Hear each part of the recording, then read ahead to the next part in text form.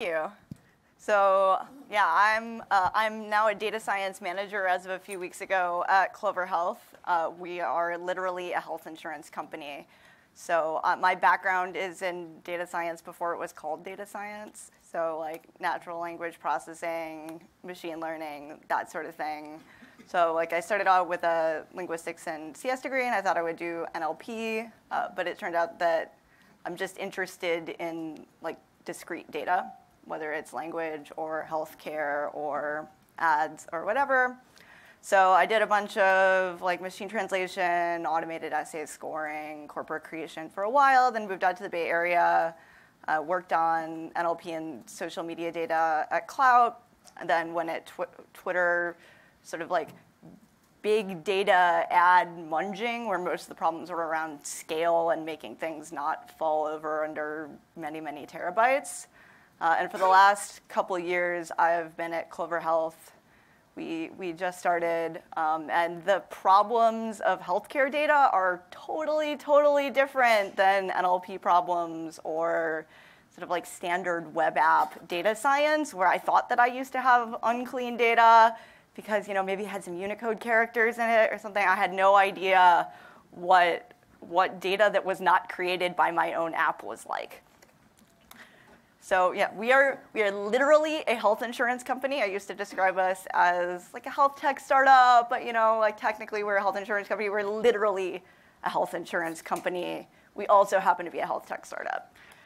So in a traditional insurance company, you have a payer, like that would be us. You have a patient or a member. They pay money to the payer. They pay money to the provider. The payer pays money to the provider. Like that's probably much of the health insurance that you're familiar with. We are a Medicare Advantage health insurance company. So that means that the government pays us a bunch of money.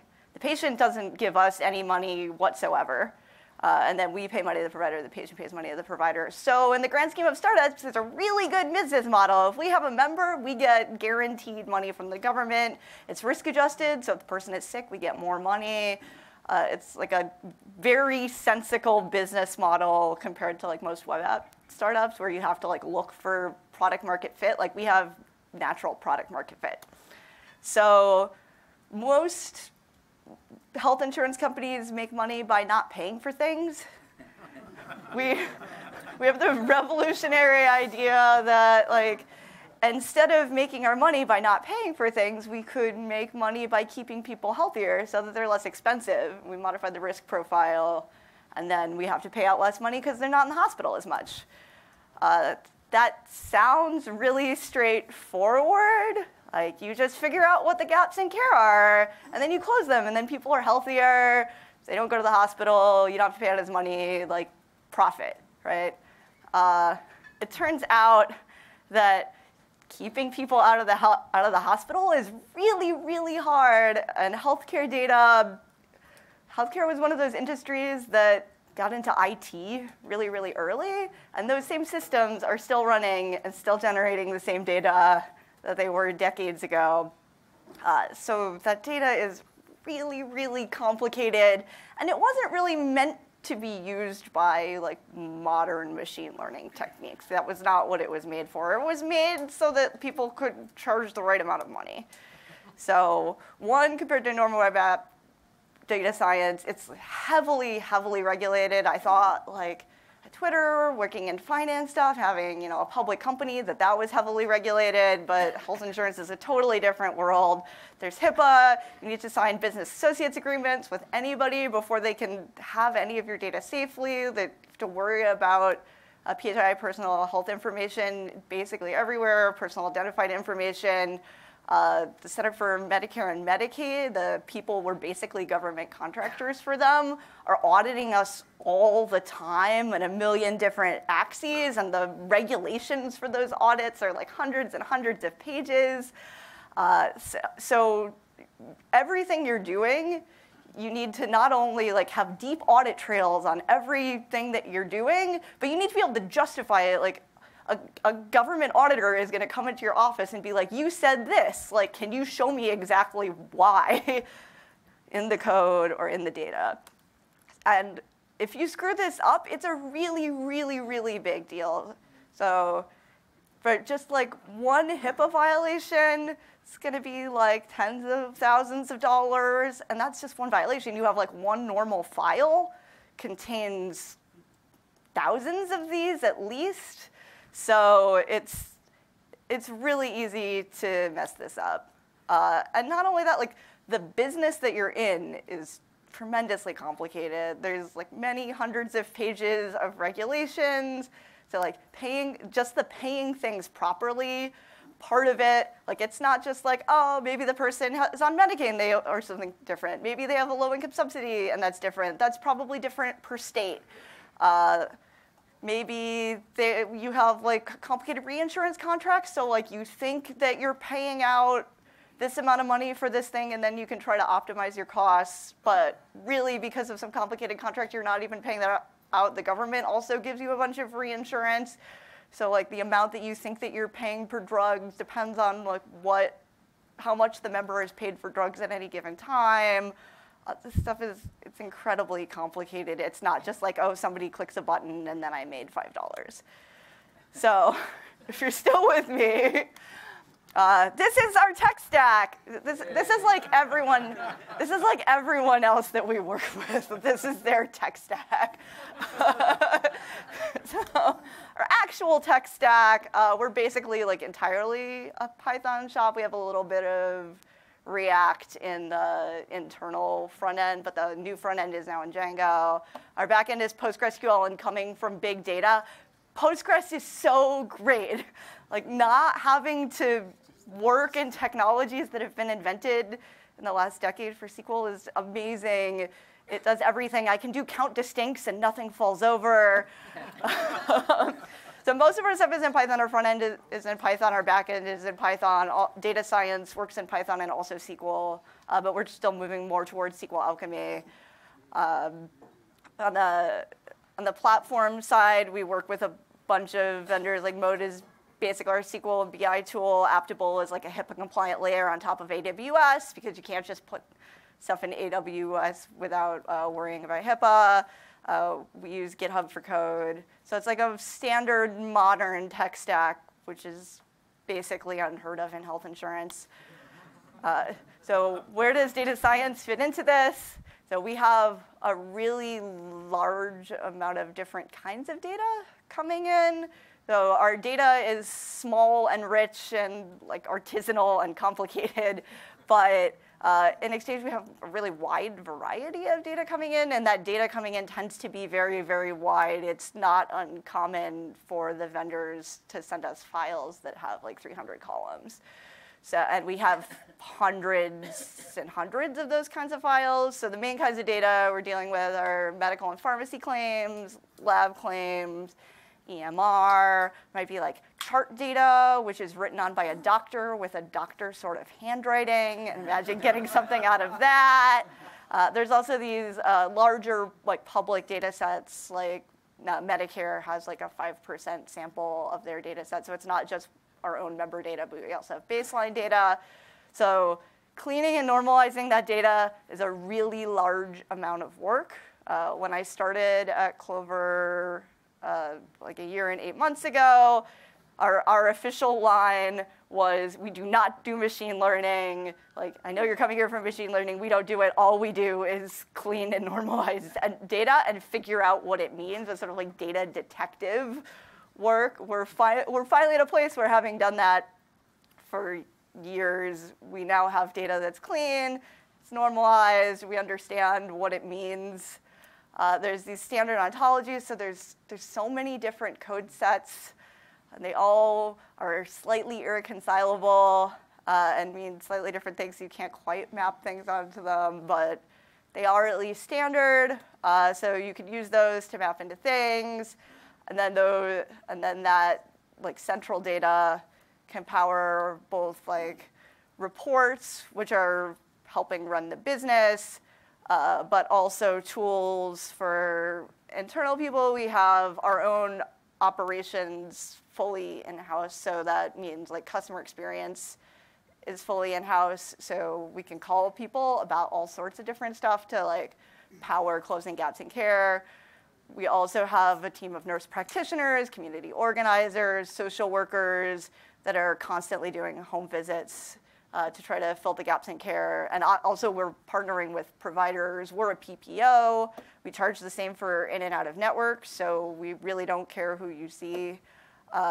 And so there's like that makes things especially complicated if you're in an HMO world, especially if you're in an HMO world where you own everything. It's a little more straightforward to do the data integrations because you own the platform. You can force the providers to use whatever platform you like. Since we're a PPO, we really don't care if you go in and out of network. Like, we have no control over the data that the provider is using, except where we can make partnerships with them. So what do data scientists do at a place like that? We do a lot. So I said we do a lot of cleaning things. We do a lot of counting things. And we are newly doing more automating things, mining things, and predicting things. So it sounds straightforward. Counting things in healthcare is really, really hard. It sounds like it's addition. So for example, we want to know how many members we have. We're counting people. So in Medicare, there's a thing called a HICN, which is basically, for the most part, like a social security number with some letters on the end. And you might hope that that would map one-to-one onto a person. But like, okay, so let's ignore the Railroad Retirement Board numbers, which are edge cases. And let's ignore the fact that it might come in some different order and with some different hyphens. The letters on the end correspond to things like you're the widow of the person with that social security number, the mother of the widow of the person with that social security number.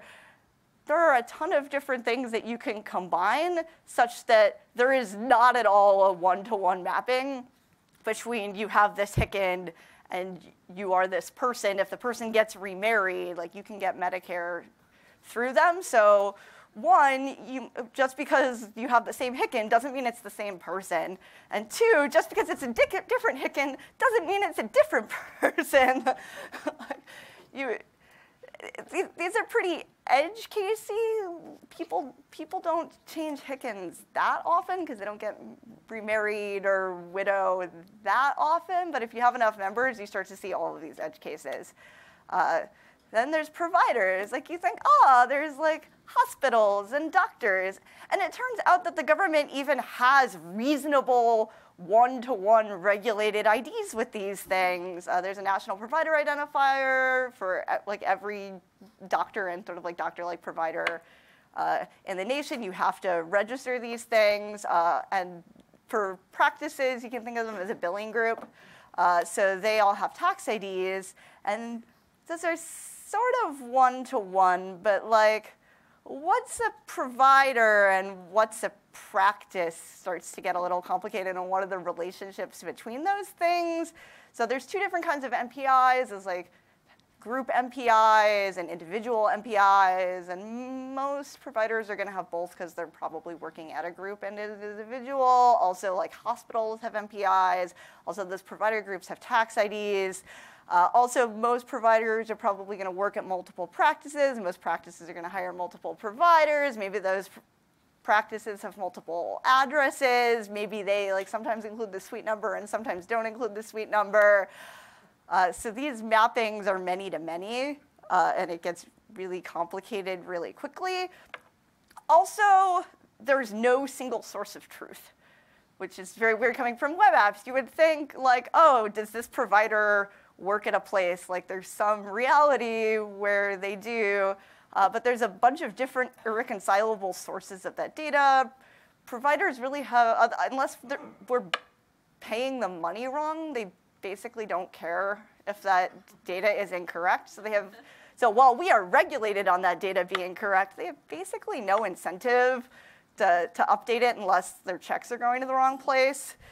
So there's also like all sorts of codes for things. There's like 4 different specialty taxonomies that don't necessarily map onto each other in any reasonable way. And all the things you have to submit to the government, or also that you want to do for your own internal data analytics, like that, it gets incredibly complicated incredibly quickly. So what do we do with all this data? We do some data science. So we think of our actuaries as sort of like data scientists who have a deep financial and domain expertise. So all these standard things that you have to do and are regulated on, like knowing how much money you're going to have to pay in claims. But providers don't have to send you the claim for around a year after they submit it, and they're going to vary a lot in how fast they intend to send you the claim. Maybe they're going to send you the claim and it's going to be slightly wrong, and you're going to send it back to them, and then they're going to send it to you again. So there's standard actuarial techniques that most health insurance companies can use, where you get all your claims at first, but you know how many you got now, and you can assume that your operations are basically stable. And so you can look at the ones that you already have, and you can figure out how much you're probably going to have to pay out, and therefore like how much money you're going to have to reserve for the rest of the year to meet your financial obligations. But we're a startup. We change our operations all the time. Like, we're agile. That's what we do. So we can't assume that in any way, shape, or form. So the modeling of that gets incredibly complicated. We're still iterating on that, but like we cannot assume any sort of reasonable distribution of anything.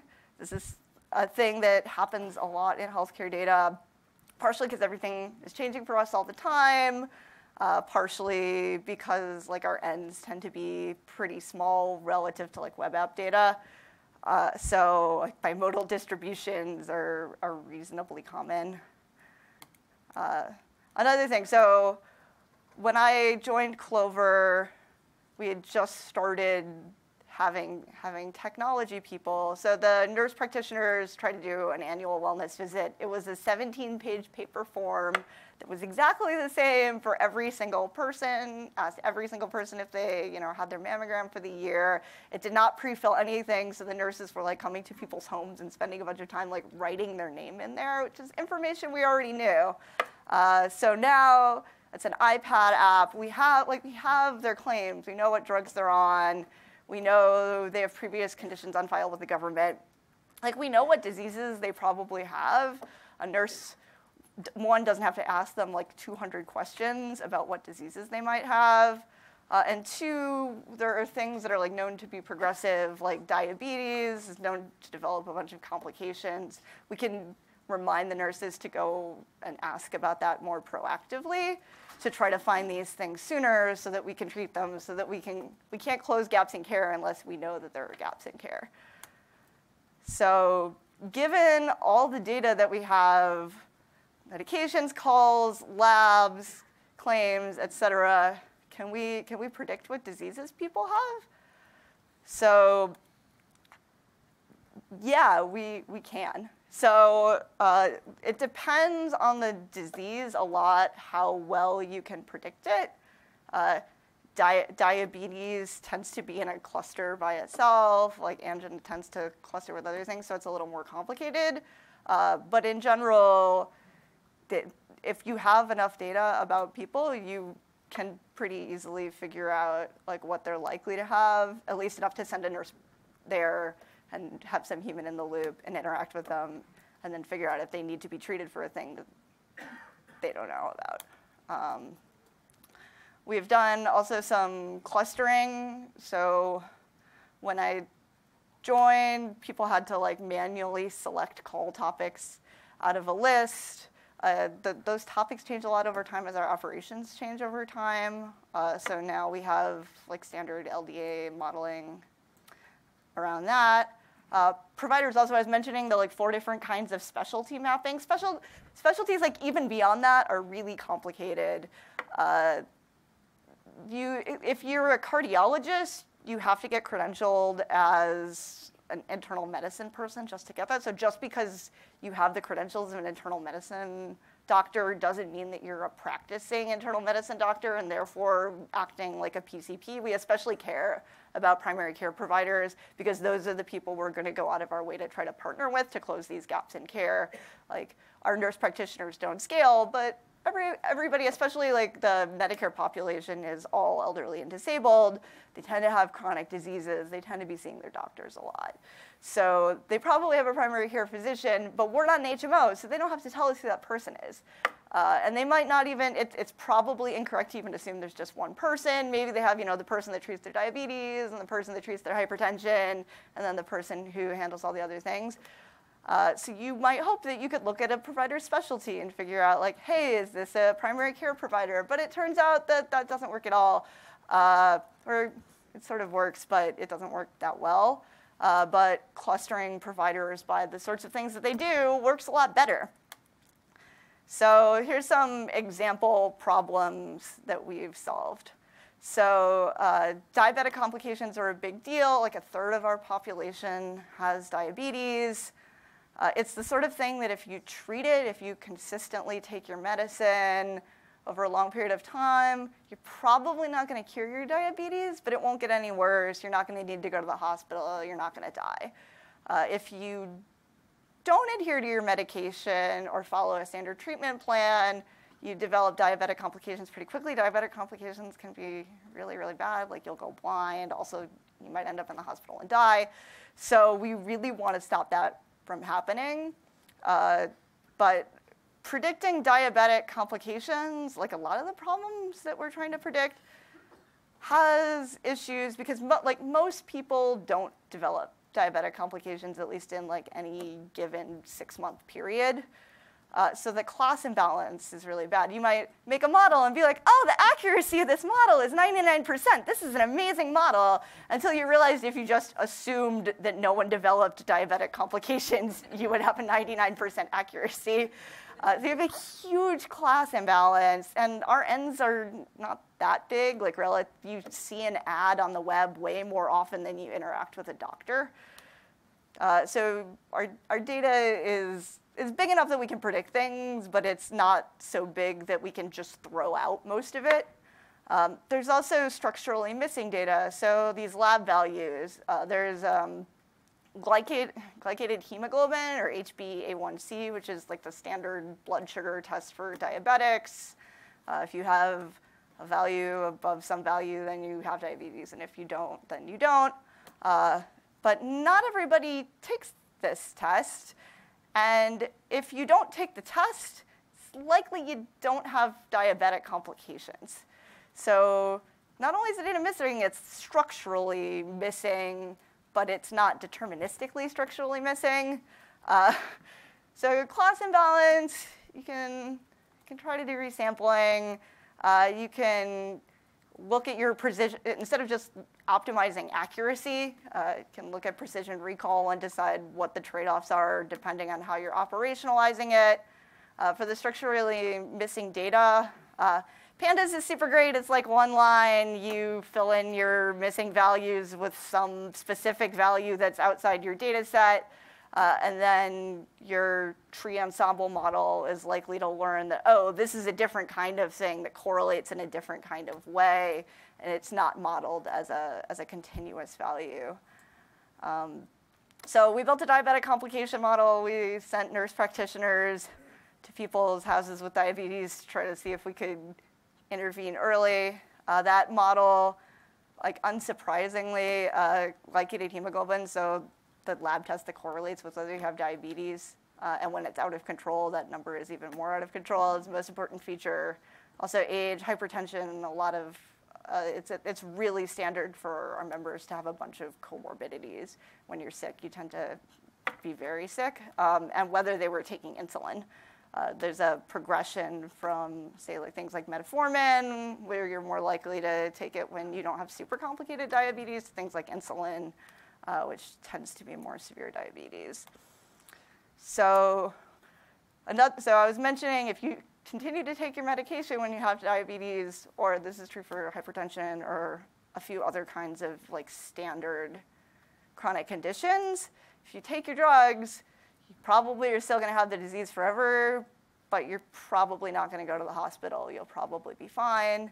If you don't take your drugs, really bad things can happen. So we care a lot about trying to keep the members on their drugs. We have the data as to whether they're taking their drugs. That data is, even in the grand scheme of things, really fast. The medical claims you don't have to file for a really long amount of time. But drug claims, we get that data from the pharmacies relatively quickly. So we can tell. So we have all this data.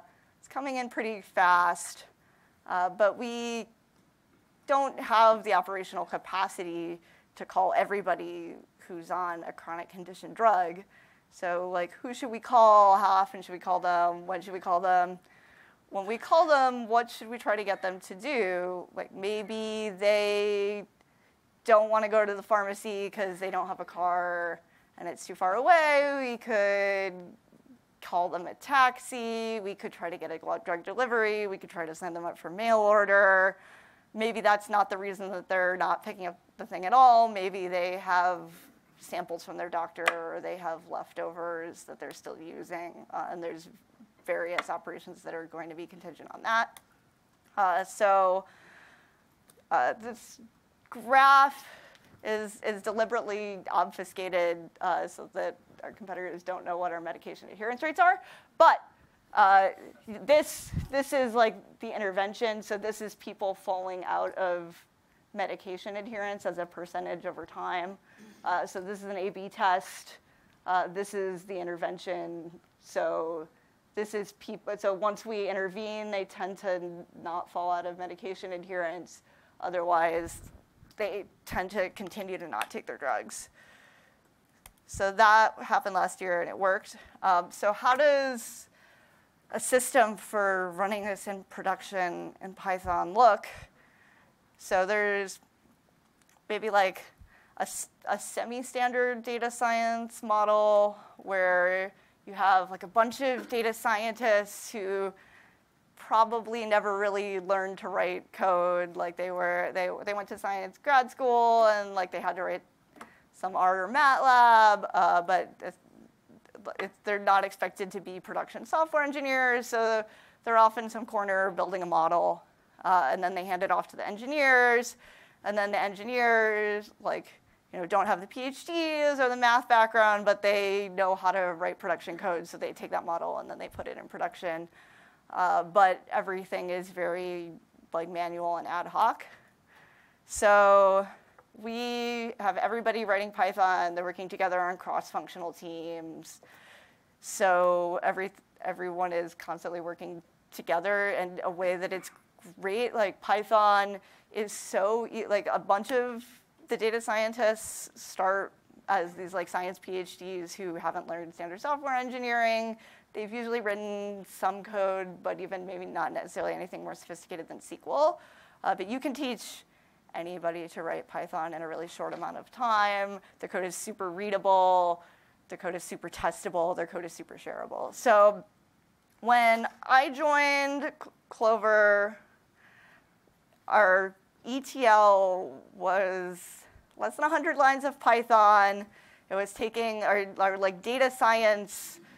We had tons and tons of SQL transforms, written in raw SQL, and it would just iterate over them in alphabetical order and run them serially, because we didn't have enough engineers.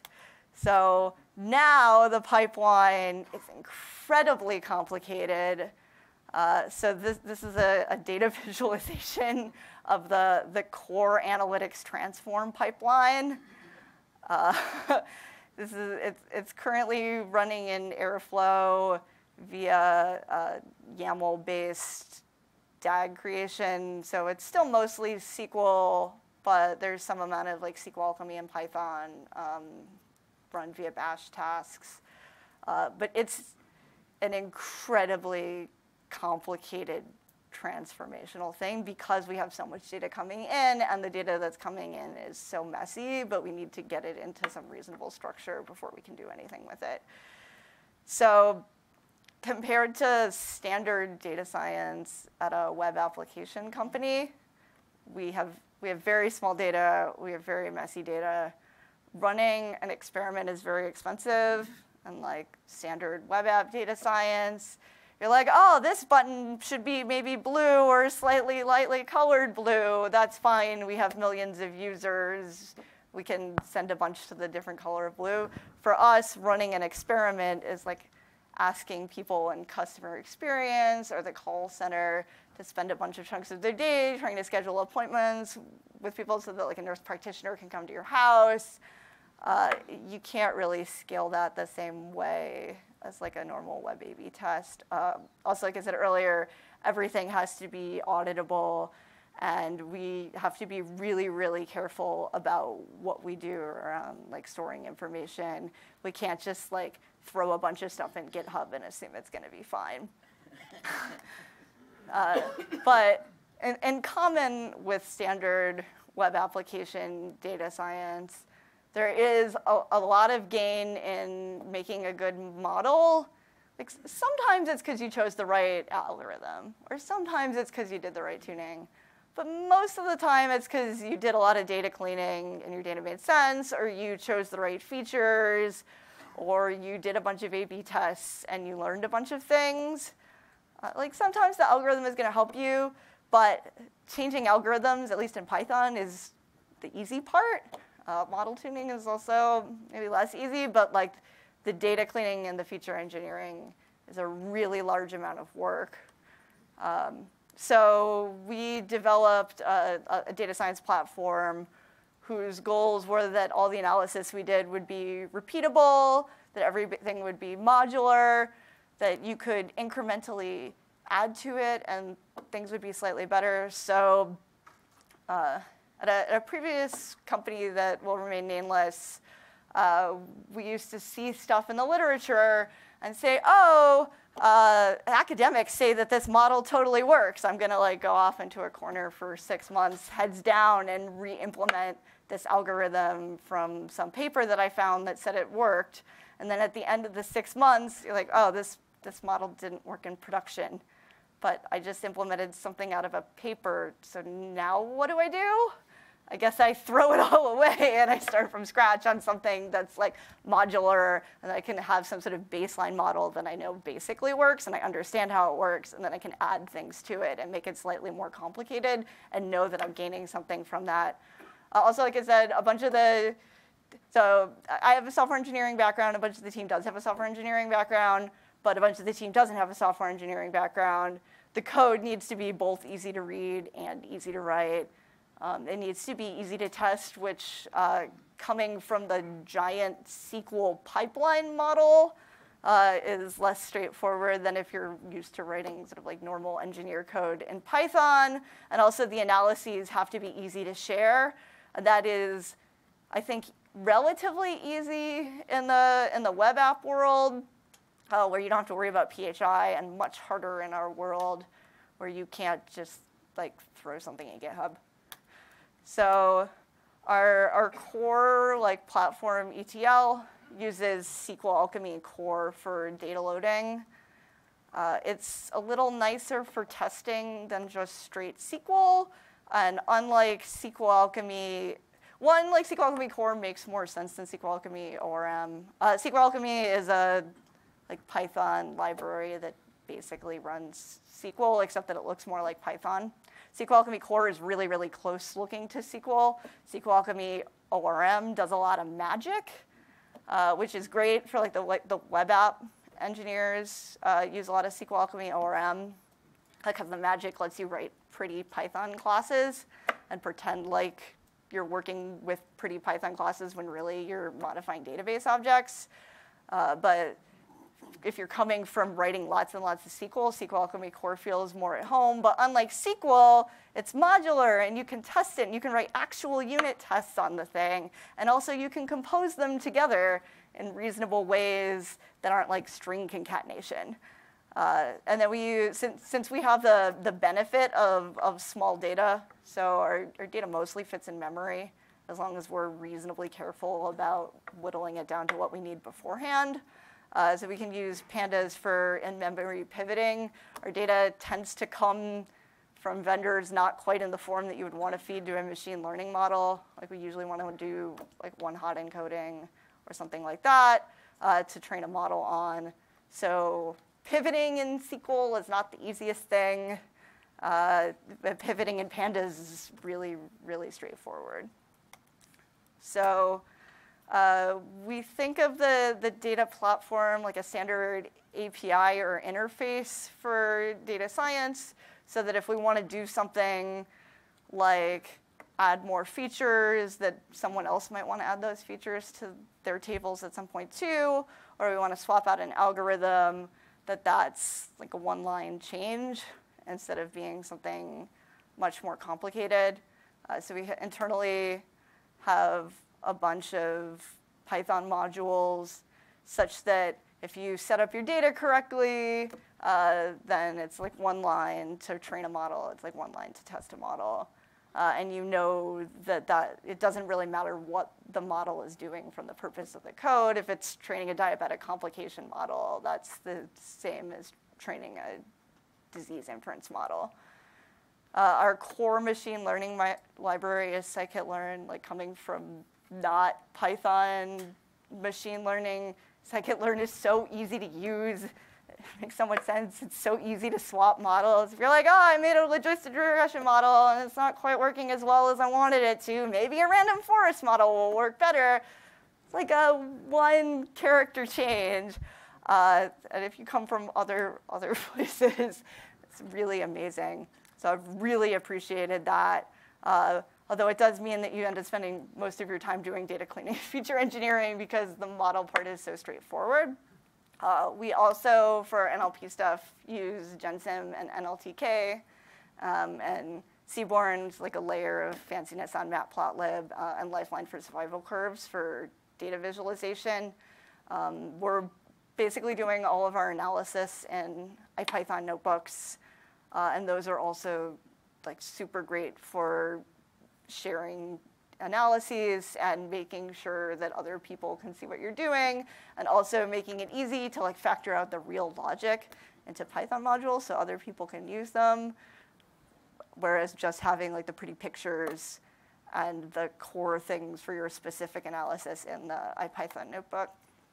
So one thing I wanted to bring here to see if anybody else had any better ideas is our model deployment, I think, is not ideal, because partially because we want a lot of flexibility, and partially because we're worried about sharing PHI improperly. So right now, like a data science model deployment means that you run a script, there's a git tag on your model, it pickles it up, so it's really easy to turn it into like a Python object, and then it throws that pickle into the database because it can't safely put it in very many other places and still not have to worry about PHI, but the database is already full of PHI, so that's fine. So we did it that way because we're running everything in Python already.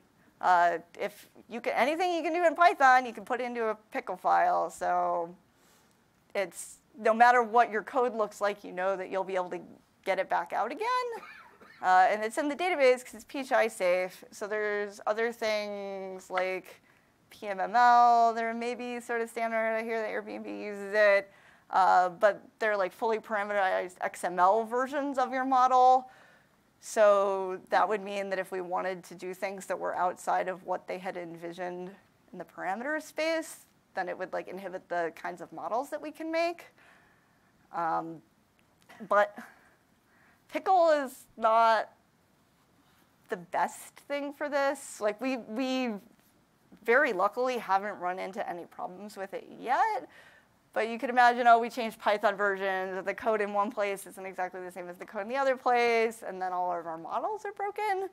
So if anybody else out there is doing data science model deployment, especially if you have to worry about PHI concerns or you're just very security conscious, would love to hear if there are like any better standards that are flexible.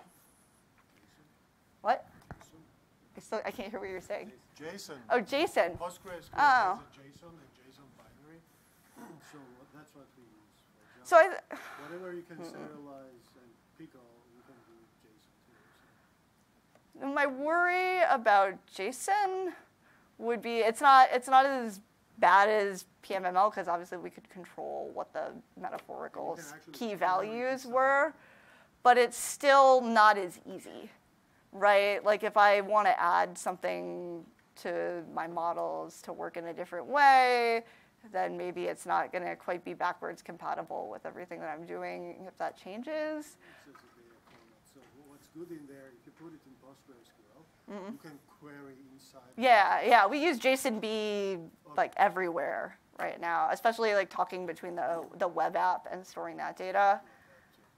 Actually, that's not true. We're moving away from it a little. We have a new thing, a form builder, to try to make it easier to get data, to spin up applications really quickly in a way that the database would understand. We used to basically store everything in JSONB, but even as a data scientist, it's like kind of annoying to have to like walk down the trees all the way.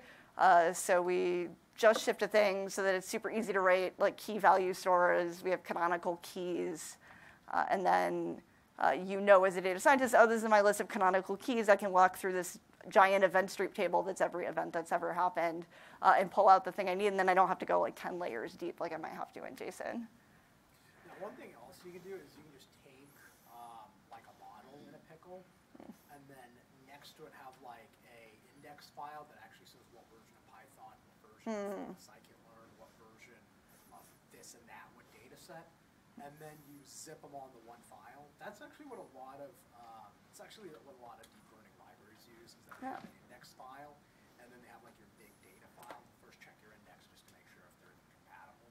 If not, then just throw the exception right there and then. We sort of get that with the tagging, but that is better than what we're doing. Yeah, the big issue is, my understanding is, it seems like scikit-learn is moving away from, hey, you can just fit a bunch of params into a model as like call like set params and then pass in a bunch of stuff. They seem to be moving away from that and want you to use the droplet instead. Oh, thanks. So the last thing I was saying is we're sharing learnings across the organization is really, really important. We don't want to do an analysis and then 6 months later not talk to the right person and do the same analysis again. That's how you generate insights from your data. But sharing learnings isn't as straightforward as like, oh, I threw my IPython notebook in GitHub or in whatever various sorts of communication tools. Like most of our communications tools we don't have BAs with. So IPython notebooks are super great. We try to keep everything that we can in the actual code base. And then the IPython notebook is doing as little as possible on top of that so that the code is reusable, and it's not like you have to like go into somebody's notebook and copy paste something out just to redo what they're doing. For the PHI concerns, so usually in like most cases, the code that's running in a notebook probably doesn't have PHI in it if it's sufficiently general. But the output of that notebook is really likely to have PHI.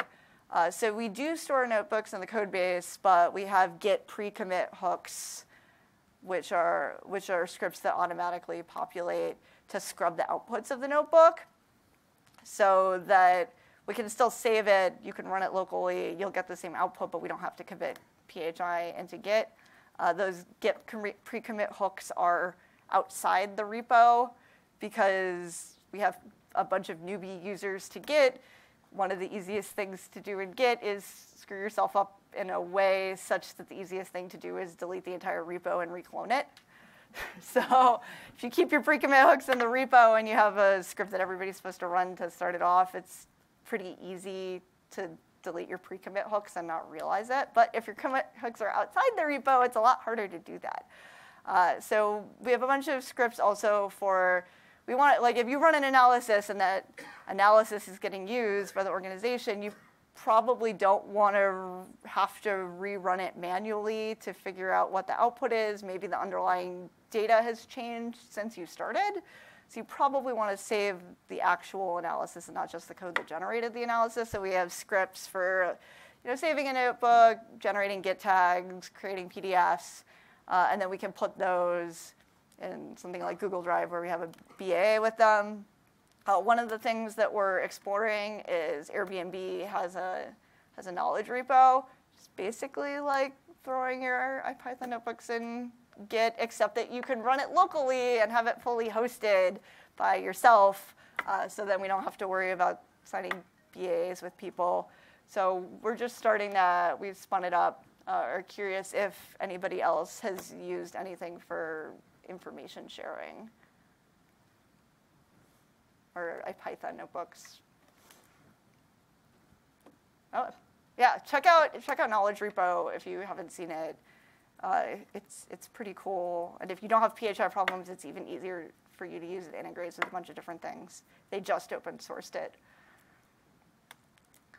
So one other thing that's really, really important in data science, and especially if you're like coming from the giant SQL transform world, or you're coming from a not standard software engineering background, is like easy to miss, but really important is things like code, like automating code quality, linting, and testing.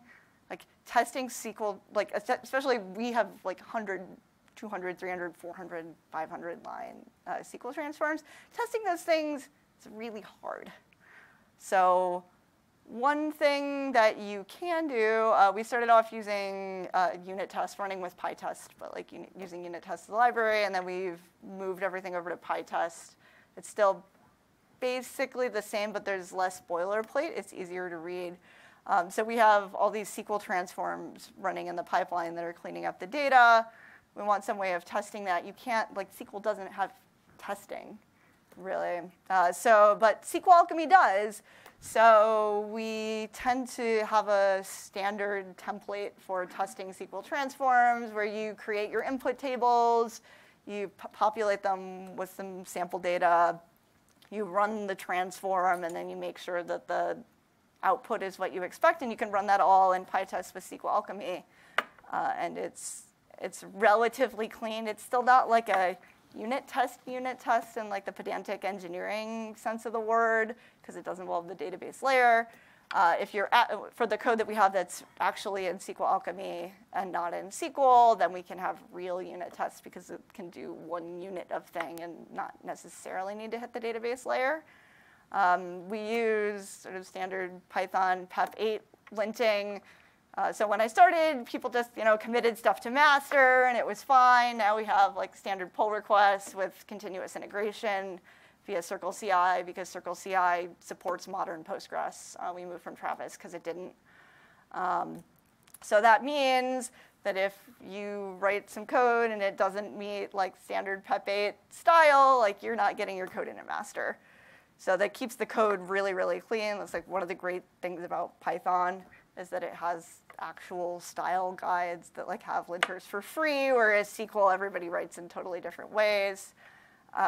Because the quote unquote unit testing is pretty heavyweight, like you can't just like write a function and then directly test the inputs outputs of the function. You're gonna have to like insert a bunch of things into a bunch of different tables, run the transform, and then look at the output. We tend to not test like literally everything in the same way you might in software engineering, and also because the stuff that's broken, if you're reasonably conscientious, is less likely to be that the logic didn't do what you thought it did, and more likely to be that the data didn't do what you thought it did. Like especially in healthcare, where the data is messy, the vendor might change their spec at any given point, or they might not have given you a true spec at all, which is even more likely. The idea of like what the vendors think of as specs is very different than what I'm used to a spec meaning. So these are usually fixed with files because saving those extra bytes is really, really important. If we get like CSVs, we're really, really lucky, let alone anything fancier than that. So the spec is usually, here's the name of the column, here's the size of the column, maybe the type of the column if you're really lucky, and then like a 2-word description of what the thing means, which in healthcare is like not enough for you to figure out what it actually means, because it's often like a code that maps into their own private ontology, which means they haven't given you. So therefore, while we do a bunch of unit testing, we do a lot of validation testing and database constraints, which are sort of like validation testing, except super, super lightweight and easy to see. Like if you get duplicates, something is probably horribly wrong.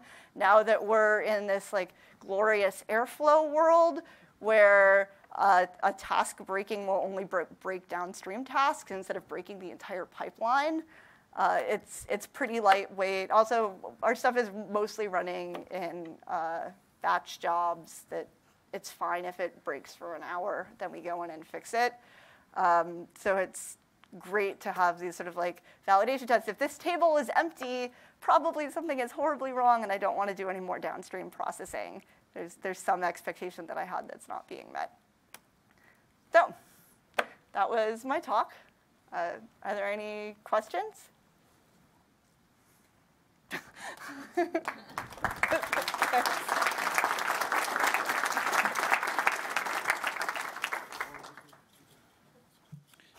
So what percentage of your data science ETL pipeline is running on GPUs versus CPUs? 100% is running in Aptable AWS. Like, we don't use GPUs for anything. Okay, got it. Thank you. Like I said, this is small data. Like the technical scalability is not the challenge. Like, my computer could probably run most of the pipeline just fine. The issue is the complexity of what we're doing.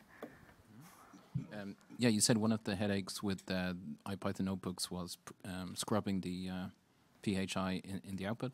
So what constitutes PHI? Like if you have an a list of unique identifiers, yeah, but like if you have an aggregate for a zip code or a provider or something, like where do you, how easy? So you should consult your lawyer, but in general, so it's like personal health information, so it's personally identifiable information plus health information. So something such that I can uniquely identify you, so that could even be a zip code if the zip code is small enough.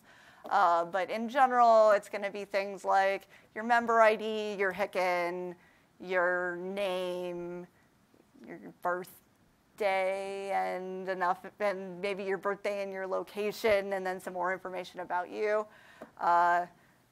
Anything that like would uniquely identify you plus health information, right? So you being a member of our plan is health information, which makes a lot of the standard web app tracking stuff super complicated.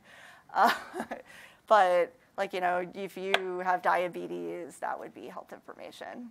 Mm-hmm. If you're on a drug, that would be health information. Basically, all the information that we work with is all health information. Right, but the thing the credit card companies do is they doubly encrypt everything. So is it possible to do that? Just come up with a hash, So we could definitely do that if we trusted the hash to be good enough. But then it makes it harder for us to interact with the data. And we have to do an encryption loop every time we do anything. So for speed of iteration, it's easier to just keep that data safe. Okay, sure, thanks. Do you have any mechanism of collecting data from the patients directly in a proactive way, where like the patient could maybe use a app or something to provide information, like their blood glucose level or something like that? So we don't have anything directly member-facing right now, but we have a lot of operations people that interact with a member directly. So if that counts, like a nurse practitioner will go into your home and ask you things, and then you're going to give that back to us, or a social worker, or a community organizer, or that sort of thing. I think somewhere on the roadmap is making a member-facing app. So we do, the one exception to that is enrollment. So enrollment goes to the website, you enroll directly. There's a bunch of standard auditing and things that go through the government around what that looks like. But like that is heavily, heavily compliance-based. We can't just like ask random questions there because it's data that we'd like to collect. There is, when members first enroll every year, there is this like health risk assessment that we can send them. So that's a good place where we can basically ask them any sort of question about their health risk, which is what we care about. So we can get that, but we can't just do that anytime. There's a bunch of compliance around that too. But yeah, that's on the roadmap, but it's non-trivial to figure out how the login can work and to keep that safe, especially like these are mostly elderly people. Some of them are really, really computer savvy, but many of them aren't. And making sure that you have some way to make sure that like their login is protected, but also that it's accessible to them. And many of them also have kids that are basically organizing their healthcare for them, and they're going to be tech savvy. But like we're still new enough that we haven't figured out what login practices should look like to keep PHI safe. So it's on the list of things to do, but it wasn't the first thing on the list of things to do. So I was wondering a little bit, first of all, you have to love hospital scribes, right, who actually write things in a digital form? So we have, I'm not actually sure what a hospital scribe is. So we have Like somebody falls around a doctor and writes it in a, an iPhone or an iPad or something and actually makes it digital for you guys. So I would love those people, but so like we have EMR integrations, which I'm guessing is mostly where that would go into. Oh yeah, So I don't love EMR integrations. So if I was Kaiser and everything was exactly the same and I only had to do it once, even then it still would have been written 30 years ago, so I wouldn't love that part. But there's like so there's all these regulations that we're trying to make that format standardized. The government wrote like a lot of things about meaningful use, trying to encourage companies to have some sort of relatively standard EMR format. And while there's technically standards, the standards are fuzzy and everybody implements them in different ways.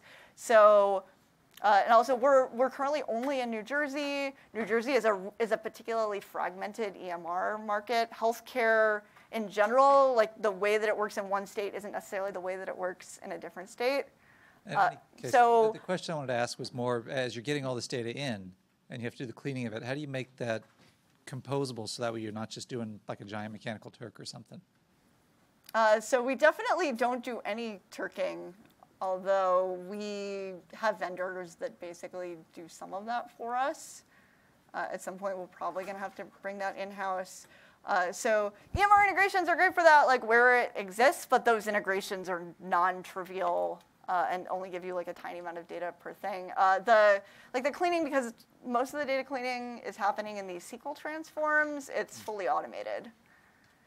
So yeah, we're not doing any Turking except indirectly where we're paying vendors for data and they've done it themselves.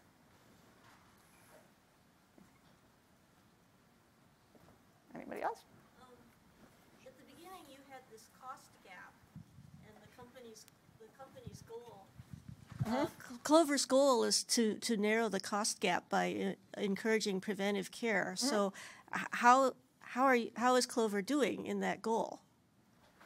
I don't want to say I have no idea, because I know that we are doing it in very specific instances. It's very hard to know without lots of data over a long period of time how much somebody would have cost.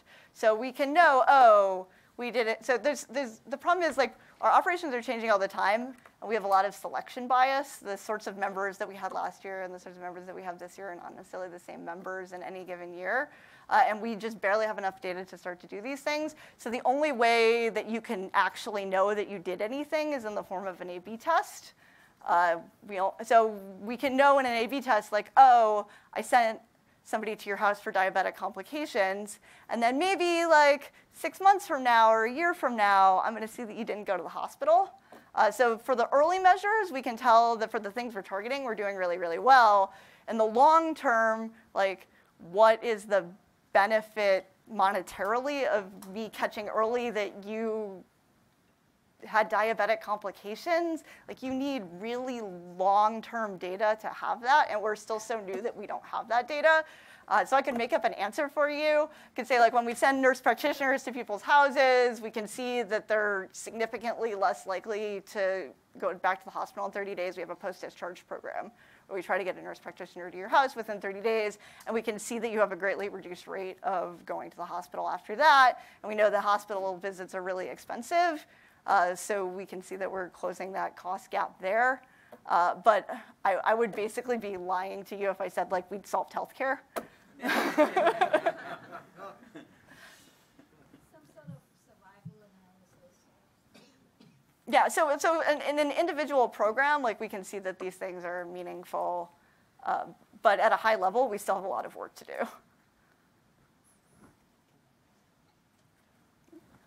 Any other questions?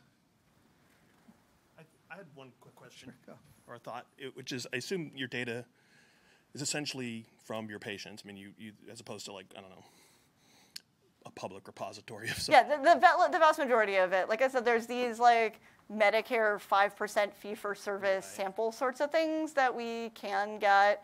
But the problem is that population is still different than like the Medicare Advantage population. The sorts of people that do Medicare Advantage aren't quite the same as the sorts of people that do fee-for-service. And it's not like our competitors are going to give us their data. Right. So we have some of that, but most of it is our data. I was curious, like for example, is there let's say that you had a data set from a patient, that patient no longer, you have no access to, let's say, new data from that patient. Do you get to keep the old data, or is there a regulation that says you have to purge data if someone sort of moves to a different provider, let's say, or, there's a lot of things like that are regulatory that you have to deal with, maybe? Yeah, conveniently, no, we don't have any regulation around that. Like, we need that data to make sure that we pay claims properly.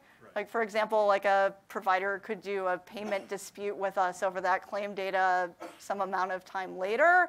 And if we had thrown out that data for privacy reasons, then it wouldn't be there anymore. So yeah, we don't have any data retention policies. But we also haven't existed that long. Yeah. Okay, that was just interesting. Hi. May I know if you have like a wearable device data, like a bracelet, smartwatch, and can you use that data to help people recognize their health condition? So we're super excited about basically like partnering with other startups who collect data in the future. I think we've started chatting with people. One of the premises of the business is that the health insurance industry moves super slow.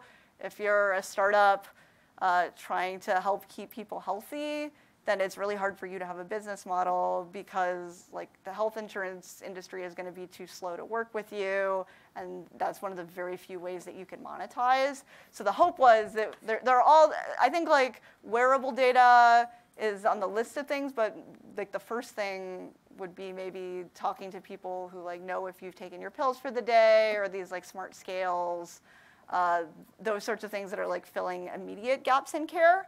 That our population, like I said, is elderly and disabled. They tend not to be like the biggest Fitbit users. Like they might be, but they're not the target market for that thing.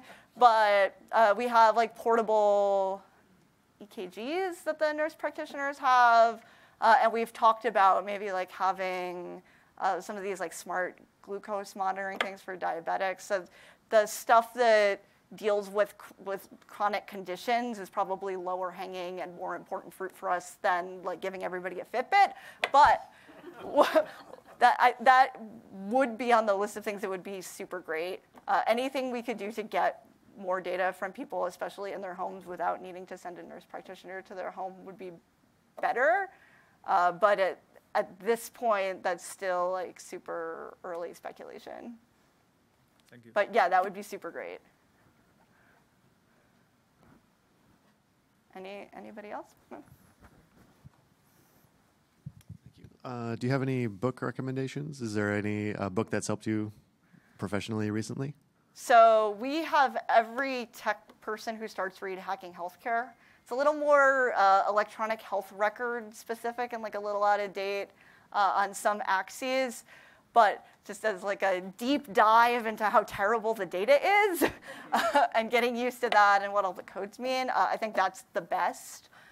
There's also this like a totally different scale, like the population health stuff, Reinventing Healthcare, I think is really good.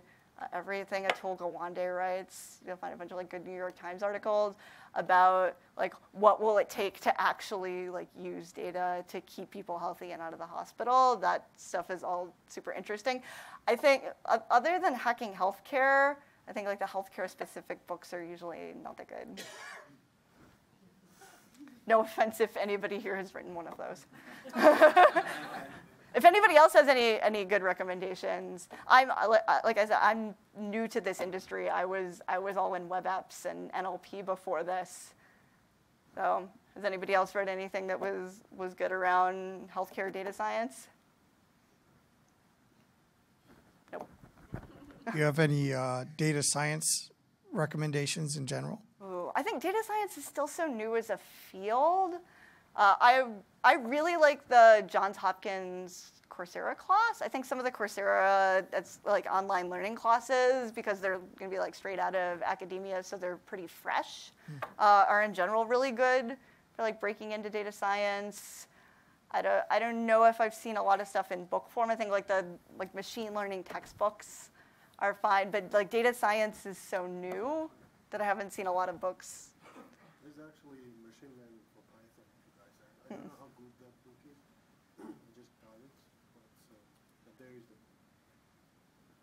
But yeah, like machine learning books, I think, like there's lots of good standard textbooks out there. Where data science and machine learning are different is still pretty fuzzy, and yeah, I think modern healthcare analytics is still pretty new. A lot of the stuff that's out there is based on stuff that made more sense like a decade ago. Thanks. Yeah? Do you lean towards more statistics or machine learning? So we have like a big team, but we sort of have like two sub-teams where one is more like decision science, so that would be like statistics, analytics, more math, also more talking to people. So we think of data science as using data to make decisions. You can use data to make decisions by having like a statistics person think about a problem really hard for a week and do a bunch of math and then like come up with some analysis and then communicate that analysis, say, to executives who are trying to make like a really important business decision. I'm on the data science platform team. So I think it's a little closer to like standard data science, which is more like machine learning. So that's like automated decision making. A nurse practitioner goes into somebody's house and wants to know, like, do they have diabetes? Do they have hypertension? Here's a list of 100 diseases. I want to know if they're likely to have it. I don't want somebody to sit down for a week and do that. I just want the computer to tell me. So we do both. You mentioned that getting the data cleaned up is a big part of this process. I was just curious, how is it outside of the States? I mean, are other countries doing this better than the States, than we have it in the States? And the second part of that is that, do they have publicly available data sets like the 5% data set from Medicare? I have no idea what the answer to that question is, because I have only worked in American healthcare, and I imagine the rest of the world is different. Most of the, say, ontologies that we're using are American-specific ontologies. Does anybody else know the answer to that question? I can comment on Europe. In Europe, generally, the privacy law is very strict. So even for PII data, so no way for public data in Europe, in a sense. Not even healthcare, which is even more strict than that. So I wouldn't count on that in Europe generally.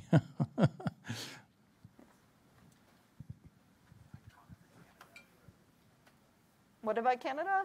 So Canada actually recently overhauled their medical system so that they run on like one platform, is my understanding. That's fantastic. I wish we did that.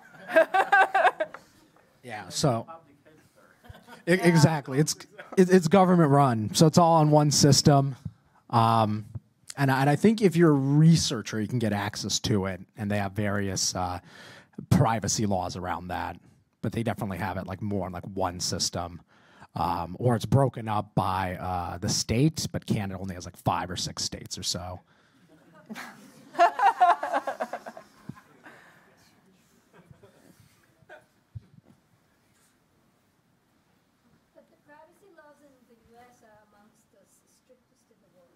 But Europe is much stricter. No, they're not.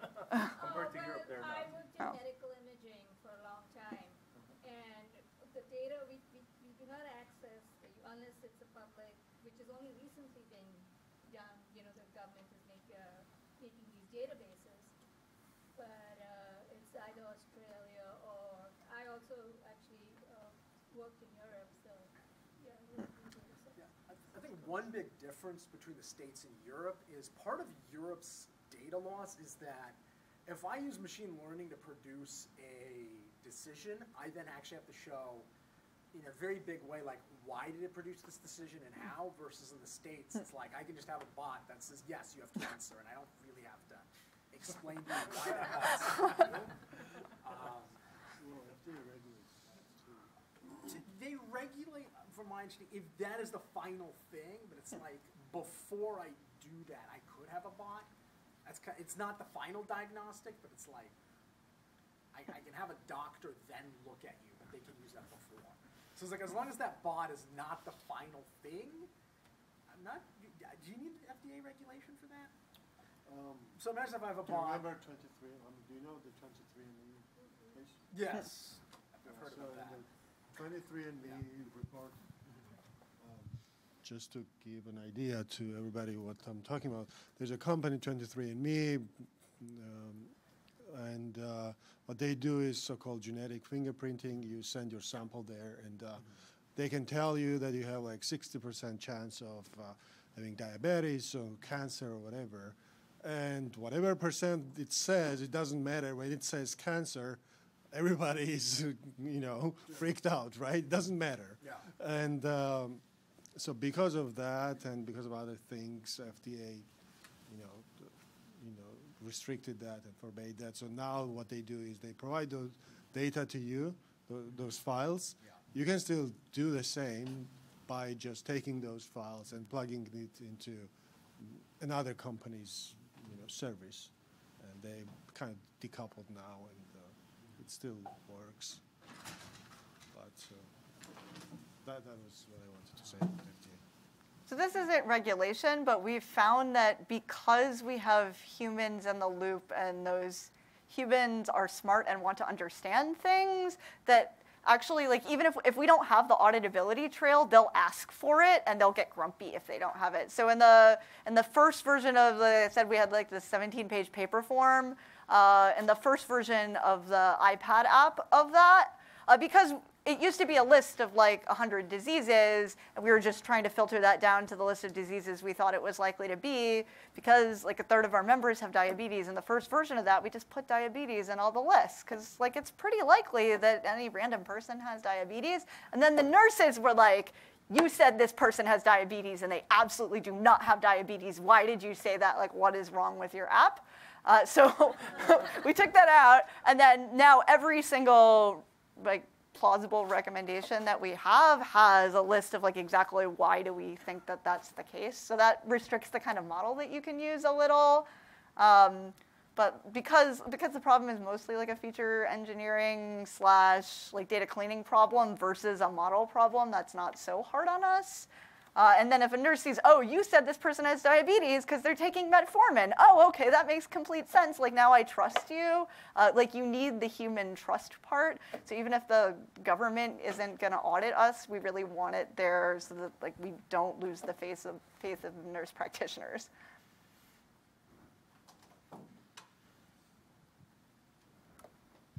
Anything else? Oh, so I had one question, and that is, so how do you present clover-health to your potential customers? So what is the reason that they should pick you versus a regular traditional insurance company? Is it because you're going to be more proactive, or? So I think our branding has changed a little over time, and it depends on, so part of the reason you might want to choose us is that, like, because we can save money by closing gaps in care, we're cheaper than everybody else. So a lot of our branding early on was about like this in and out of network, exactly the same, which so far as I know, we're the only plan in the US that does that. Because we want to send people to PCPs. We don't want them to go to the hospital. Any PCP that they see or any doctor that they see, that's great. Like, please go to your doctors. That's how you stay healthy. So it was a lot of things about like $0 copays, in and out of network, costing basically the same. That sort of branding. I think this new round of branding has been a little more around, like, we're trying to keep you healthy, like that's who we are. So all of those things, everybody should sign up for us for all sorts of different reasons if you happen to be eligible for Medicare Advantage and live in New Jersey. And that's a good reason to move to New Jersey, right?